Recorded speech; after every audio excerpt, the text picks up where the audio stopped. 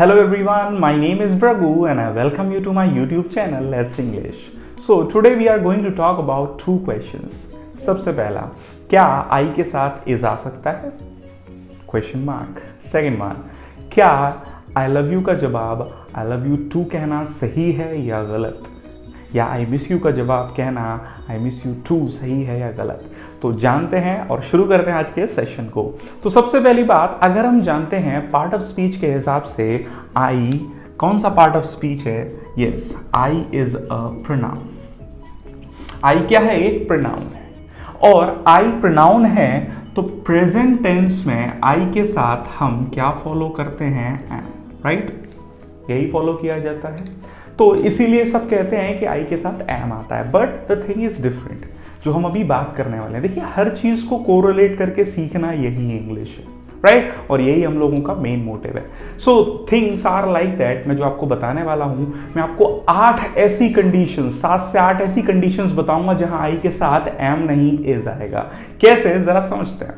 सबसे पहली बात, एक सिंपल सा क्वेश्चन। देखिए, लाइफ में बहुत सी ऐसी चीजें हैं जो हमारे सामने होती हैं लेकिन हम ध्यान नहीं देते। एक साउथ की मूवी आई थी, अगर आपको याद हो, विक्रम सर की आई मूवी आई थी। अगर मुझे बोलना है आई एक अच्छी मूवी है, आई एक अच्छी मूवी है, तो इसका इंग्लिश ट्रांसलेशन क्या होगा? तो आई एक अच्छी मूवी है तो आप क्या कहेंगे? आई इज अ गुड मूवी या I am a good movie? क्या कहेंगे? आई इज अ गुड मूवी। बिल्कुल। अब इसका रीजन क्या है? क्योंकि आई यहां क्या काम कर रहा है? नाउन का, राइट? आई यहां क्या नहीं है? प्रोनाउन नहीं है। अगर आई क्या होता? प्रोनाउन, तो हम प्रेजेंट में क्या यूज करते? एम। लेकिन आई यहां क्या काम कर रहा है आपका? बिल्कुल, यहां पर नाउन का। और यही कारण है कि जब आई नाउन का काम करे तो इसके साथ क्या सही है? इज। और जब ये प्रोनाउन का काम करे तो जैसा प्रेजेंट है तो एम, पास्ट है तो वॉज, या आगे जैसा भी टेंस के अकॉर्डिंग। आई होप आपको ये बात समझ आ रही हो। आई एक नाउन की तरह, क्योंकि देखिए हर जो वर्ड बनता है सबसे पहले नाउन है, और नाउन है तो नाउन की कंडीशन को ही फॉलो करेगा, राइट? तो मैं आपको बताने वाला हूं 7 से 8 सेंटेंसेस जहां पर आई के साथ क्या आएगा? इज। सो बने रहिए, ध्यान दीजिएगा, राइट? फटाफट से देखते हैं हम लोग। सबसे पहला सेंटेंस हम लिख ही चुके हैं, इसको दोबारा लिखेंगे।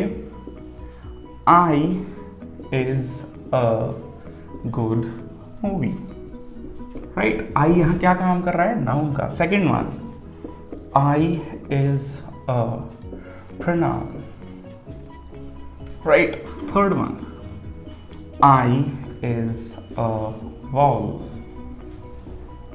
right? Next one, I is the 9th letter of English alphabet,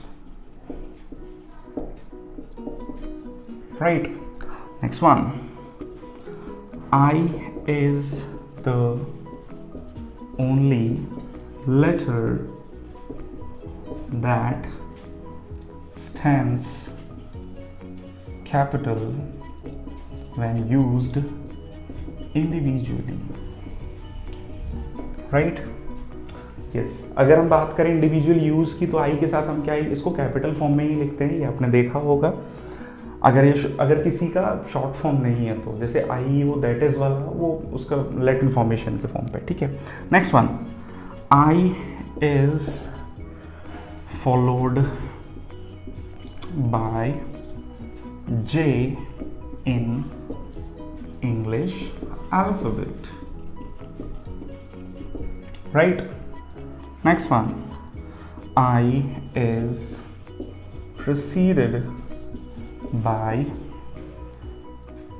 H in English alphabet, right?